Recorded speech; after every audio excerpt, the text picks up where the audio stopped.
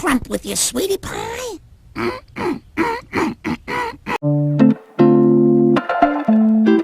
Every so often I'll find something thrifting that requires extra investigation. Today that's the Conair Crumpler, an item with zero information on it anywhere online. A Google search for the exact name returns 10 results, none of which are informational. What's up with this thing? What does it do? Let's find out. First of all, it has no buttons, no on-off, no way to set the temperature at all, not even an indicator light to tell you when it's heated. You just plug it in and hope it doesn't roast off your hair.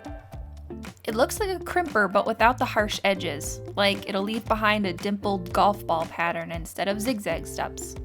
Crimping was really big in the 80s and then it had a resurgence in the late 90s and early 2000s, so if I had to guess, I'd say this is probably from 99-2000. Luckily, we don't have to guess because that little TM at the end of Crumpler tells me there's a trademark somewhere and we can date it from that.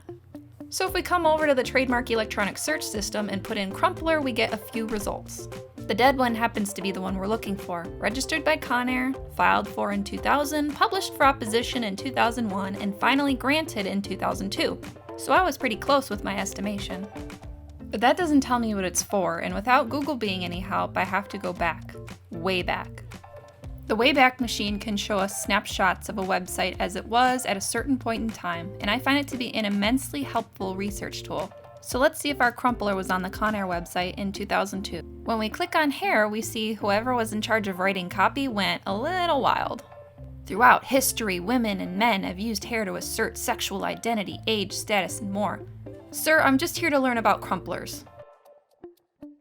When I click on the Crimpers link, unfortunately that was not archived. Let's time travel again to 2005. At this point, they don't even have a special link for crimpers, so we have to try under styling specialty. What few crimping options they have at this point have been stuck in with the straighteners, and yet again, the Crumpler is nowhere to be found. I feel bad for it. It's like a forgotten bastard child they're sweeping under the rug, like no, nobody speaks of the Crumpler anymore. In a last-ditch effort, I go even further back and try 2001. And nope, no Crumpler to be found, not in 2001, 2002, or 2005. I give up, so let's move on to what people really care about. What does this look like on hair? So I pulled a ring light into my very small bathroom and tried to take some video. I chose a chunk of hair from underneath because I figured if this thing was gonna singe it off, I might as well keep it somewhere hidden. Even though, let's keep it real, my hair's pretty damaged to begin with. First chunk done, and maybe I went too fast, maybe it wasn't heated all the way because like I said, there's no indicator light. The result is kind of iffy and hard to see. I try a second pass on another kind of hidden piece of hair, and I try a smaller chunk.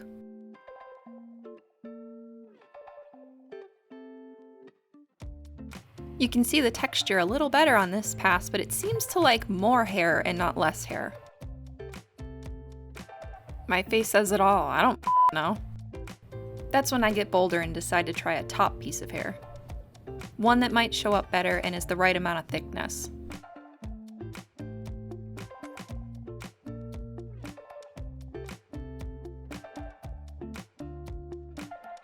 You can definitely see the weird, pebbly honeycomb texture it leaves behind, and I'm still stumped as to what in the world the point of this is because it's kind of neat, I guess. Like, it's not crimped in a hard, jagged way. It's like a softer, stranger version.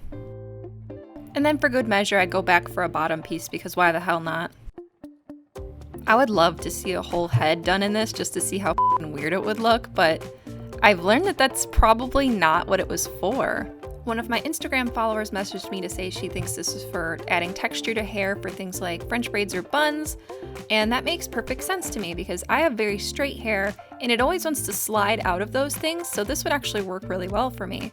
Which kind of makes me sad because I wish this was for adding some sort of weird-ass golf ball texture to your hair, but, you know, it does make more sense this way. But I am going to reach out to Conair and see if they have any light they can shed on this, and if they do, I will definitely keep you updated.